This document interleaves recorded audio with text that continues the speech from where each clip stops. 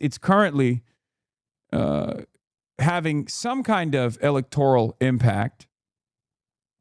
Here's another version of this. Matthew Cassell from Jewish Insider reports, Michigan Jewish leaders are circulating an open letter urging Jewish Democrats in the state to sign their names in support of Mike Rogers over Abdul al-Sayed for Senate. The letter is read by Eric Bronstein, a Detroit Jewish leader and businessman, among others. Michigan Jews against extremism. The idea that Mike Rogers is not the extremist in this race, and it's actually Abdul al-Sayed that is the extremist in this race, is straight up racist. Okay? I'm sorry. I've said this over and over again. The danger to American Jews does not come from Muslims. It comes from white nationalists. And American Jews that think that they can align with white nationalists, with right-wingers in general, are actually really having a chickens for KFC moment. I understand that for many older American Jews, Israel has a very special place in their heart, and they feel as though Israel is under attack, and they feel as though a lot of these attacks are coming from a place of anti-Semitism, right? But you have to give up on your emotional support apartheid state.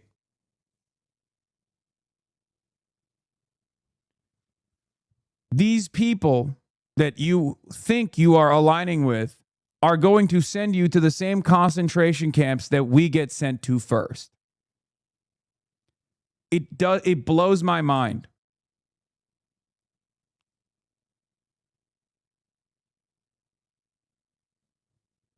It blows my mind. American Jews are racist. Who cares what they think about anti-Zionists? Dude.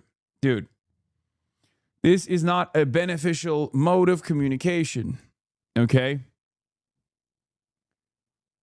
Just across the board saying American Jews are one way is ridiculous.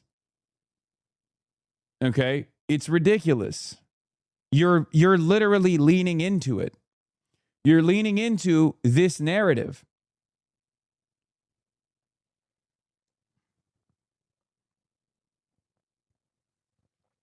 No one is monolithic. White people are not monolithic. Jews are not monolithic. No group is monolithic. Of course, statements like this lead people into believing that American Jews are monolithic. And that's why statements like this are fucked up and dangerous.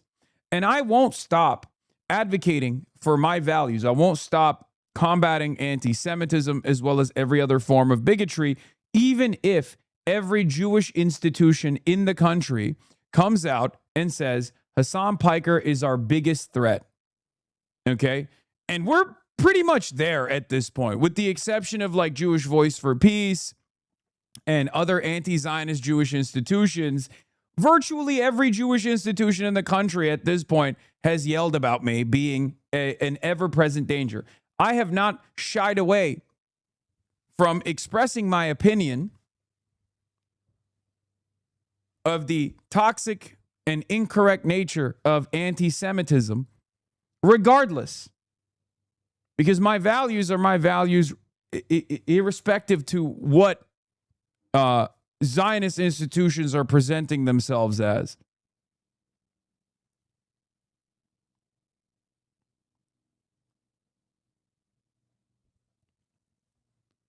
I don't do it for ass covering. Many people falsely assume that I'm doing it for ass covering. Oh, I'm paying the piper. I have to say this stuff. It doesn't matter. It doesn't matter what I say. They treat me as though I'm a dangerous anti-Semite nonetheless. If anything, they treat me as a more toxic figure because of my uncompromising anti-Zionist position and my uncompromising position against anti-Semitism. In any case, Michigan Jews against extremism. We are Michigan citizens and voters. We are Democrats and independents. We are proud American Jews. We care about the safety of our community, the health of our political discourse, and the future of our country. We declare our intent to vote for Mike Rogers in the U.S. Senate in 2026. Many of us have been fiercely supportive of Democratic candidates and principles. All of us have felt threatened and alienated by the politics and allies embraced by Abdul al-Sayed, which has included demonization of Jews, equivocation on terrorism, exclusion of Jewish Americans from public life, and expression of implacable hatred of the world's only Jewish nation. I just don't understand what service this provides. Like, what purpose is this serving other than making members of the Jewish community in Michigan actually hysterical? Because if you think Abdul al-Sayed is an anti-Semite, you're fucking hysterical.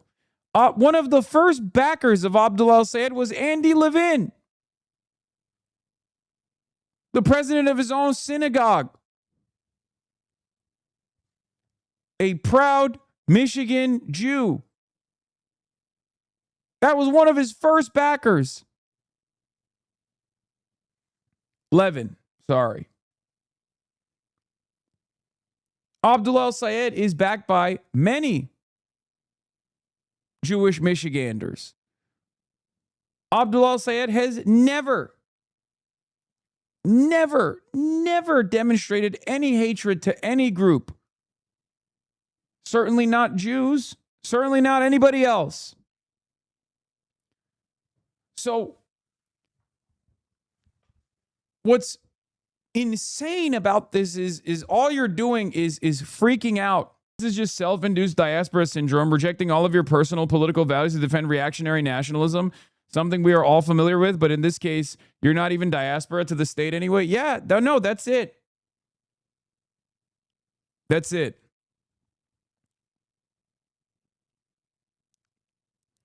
If al-Sayed were to win the general election in this important swing state, we fear the far left and anti-Jewish elements within the Democratic Party would become dominant, including the imminent 2028 presidential race. We cannot allow him to become the Democratic standard bearer or Michigan senator.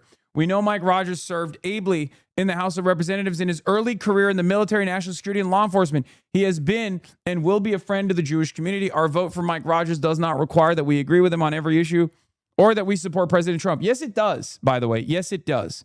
It 100% does.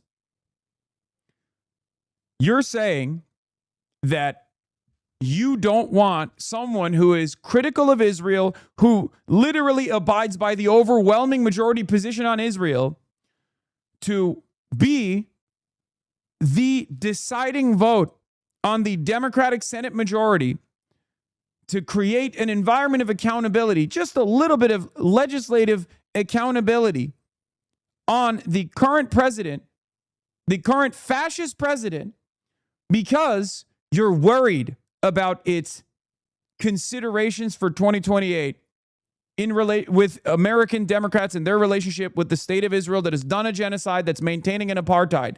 I don't think this is indicative of the broader attitude of Michigan Jews. Okay? I don't think this is correct. But the media will go to some of the community leaders and make it seem as though every Democratic voter who is Jewish in Michigan now is terrified of Abdul al-Sayed. They did this with Zohran Mamdani. It wasn't the case in New York City, and it will not be the case in Michigan either. It's not even American nationalism, which is crazy. No, that's what's insane about it. It's Israeli nationalism that is leaning into American nationalism. Have you learned nothing? Look, I know my name is Hasan. I am, the number one scary force in American politics for American Jews is what you've seen in your media, what you've heard. But do you not recognize what dangerous forces you're playing with when you lean into American fascism? You think if you're Jewish and you're worried about another Holocaust happening, what do you think is the higher likelihood of another Holocaust potentially happening? American fascism that you're leaning into, or restricting Israel from continuing to do fascism? Insane. Wake the fuck up. Acting as though Mike Rogers is not the radical one here, but Abdul al-Sayed is a betrayal. Is a betrayal of thousands of years of Jewish history. It's a betrayal of the revolutionary history that has been a formative part of Jewish history from its beginning. Ridiculous. It blows my mind that the last 100 years of Zionism has almost entirely eroded thousands of years of shared Jewish history. It blows my fucking mind. I cannot understand it.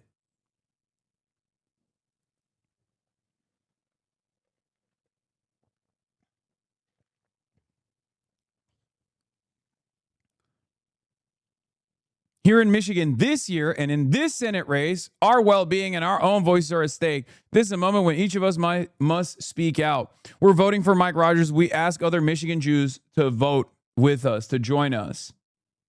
They are fascist, Jewish or not. Doesn't matter if they support a fascist state committing a genocide. They're fascist. I know. But this also betrays the immediate self-interest that American Jews have. If their immediate self-interest revolves around self-preservation, they're making the wrong decision here regardless.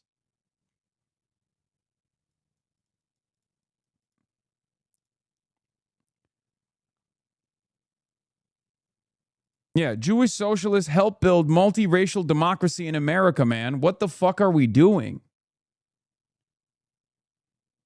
I don't know exactly where this switch flipped, but there's a reason why people like Nick Fuentes, who are well-read neo-Nazis, will regularly talk in the exact same way that Adolf Hitler did about a diverse society and how Jews played a formative role in it. Okay?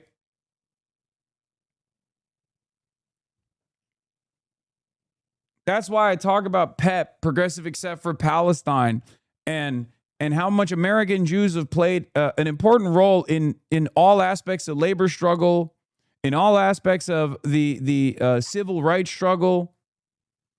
Jewish socialists were instrumental in destroying the apartheid in South Africa, many of which are still alive. They're still around.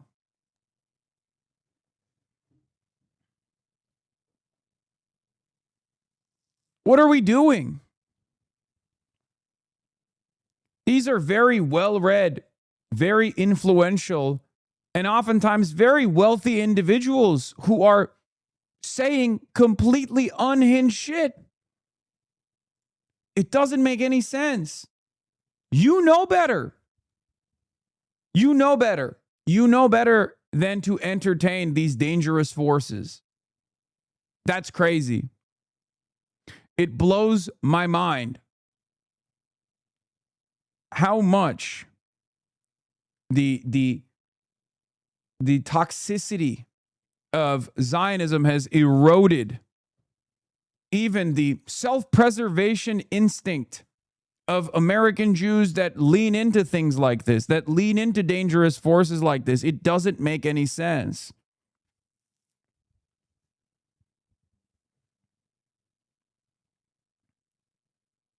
Sometimes ethnic identity trumps over other values.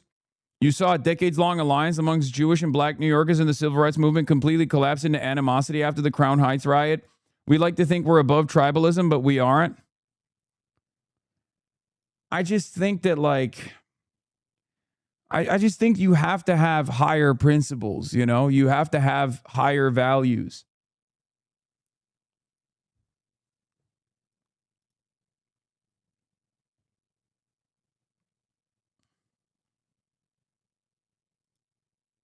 It makes me sad when I watch my Jewish family members turn to reactionary beliefs, the progenitors of which do not have the best interest of Jewish safety at heart, no matter how much of a mirage they present. We saw with Ben Shapiro's Ann Coulter dismissiveness. John Podhoretz's Trump can say Shylock 100 times. He bombed Iran bullshit. Exactly. I don't know why. If there's one lesson to learn, from Nazi Germany and the Holocaust, it's the fact that You cannot align with fascists because fascists are inevitably going to say you're a part of the out group. Jews have literally historically been this force in every single society that's collapsing.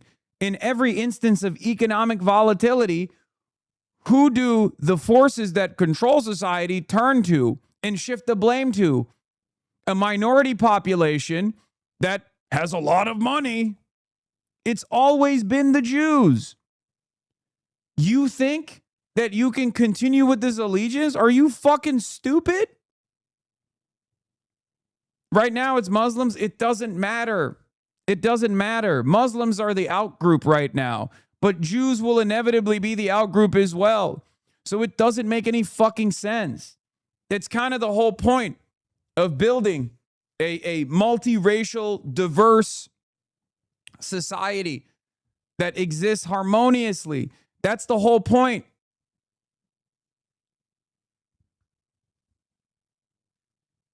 You think that you think that these guys won't eventually go, hey, you know what? You guys have a lot of money. You're a relatively small population. You have a lot of money. You have a lot of influence. We've now decided that your influence is negative. You think that same tribalistic force that you're leaning into right now is not going to eventually put the crosshairs on you? Are you fucking stupid?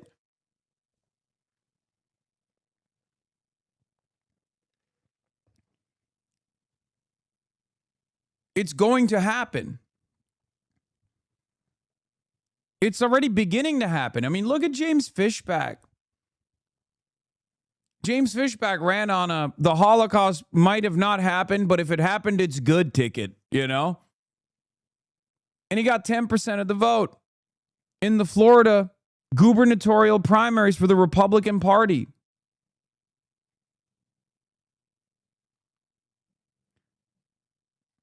The same forces that are putting the crosshairs, oftentimes, by the way, directed by Israel as well, the same forces that are fomenting Islamophobia are eventually going to come for you too. Okay? They are.